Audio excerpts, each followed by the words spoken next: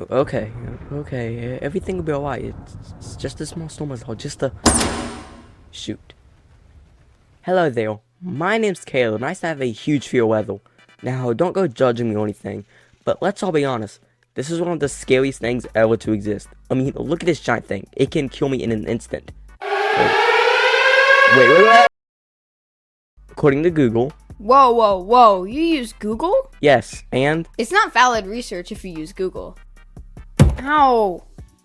Anyways, the fear weather is called Astraphobia, and most people with this fear experience extreme anxiety when preparing for a thunderstorm, obsessively watching weather channels, and may even have panic attacks. And as for someone who had this fear extremely bad, I can confirm that this is exactly what I went through. So, to be simple, the main causes of astrophobia is weather, stupid! All genetics and environmental factors. How genetics can cause this fear is through a mood disorder that could have been passed on to you by your family, which could raise the risk of you receiving both anxiety and certain phobias. So, in a way, it's your parents' fault. Like, why would they do that to you? That's bad. Now, how environmental factors can cause you to gain this fear is by giving you emotional trauma for a certain, only bad, weather event happened to you, which is the main cause of my fear of weather, which we'll get into later on in the video. But for now, let's get into the next part this fall one. Get it? That wasn't funny, I'm sorry, I'm so sorry for that.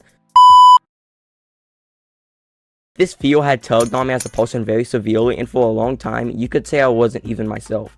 I remember what I was scared of, and it was almost anything weather related. Why are you scared of everything, man? Be quiet, dude.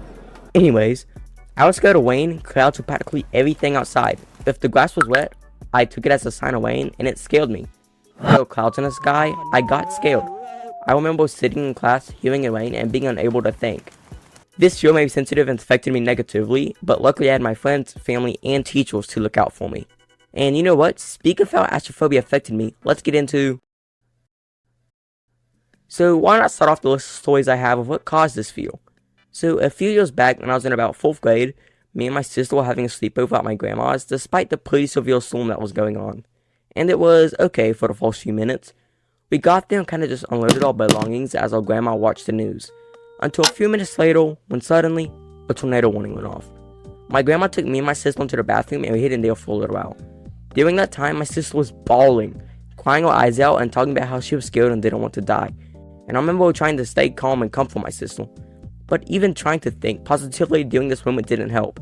My mind was spinning and going 1,000 miles a minute, and I was really scared too. Throughout the warning, my sister and my grandma stayed in our spot until the warning was gone and we were safe to leave our hiding spot. And that, my friends, is what started my fear of weather. Yay! The next story half for this fear took place in 5th grade, practically only a year later. On this day, it was a stormy morning and I was sitting on the bus after just getting on it. I was sitting with my younger brother and my younger sister was near me too. As we rode, it was only a minute or two later when all of a sudden, there was a tornado warning that had happened. And holy shoot, it was scary. As I heard about the weather law, I immediately began having a tough time holding myself together and I began bawling. The people around me tried to comfort me and I appreciate them for that.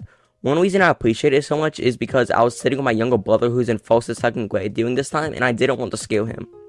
So luckily, I managed to get myself together and hide my fear, despite the struggle it was for me to do so.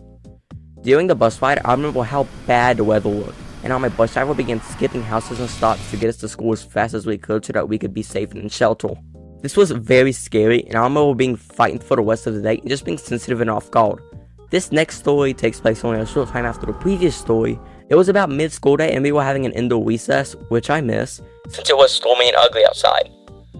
During this time, I was watching a documentary about the Titanic that my teacher had put up on the smartboard, or it was something along the lines of that, I believe. As I sat, I was amused and entertained, especially since I love history-related stuff. Oh God! Until a few minutes later when a kid I knew came darting back to class, saying that the art teacher had announced that there was a tornado warning, and that the kids needed to get back to class and alert their teachers. This startled me, and I remember immediately exchanging glances with my teacher. But what I believed to be fortunate at the time was that she said that there wasn't any tornado of any sort and that we would be okay. But just a few minutes later, if not seconds, it happened, knowing my luck. The announcement was made that a tornado had touched down.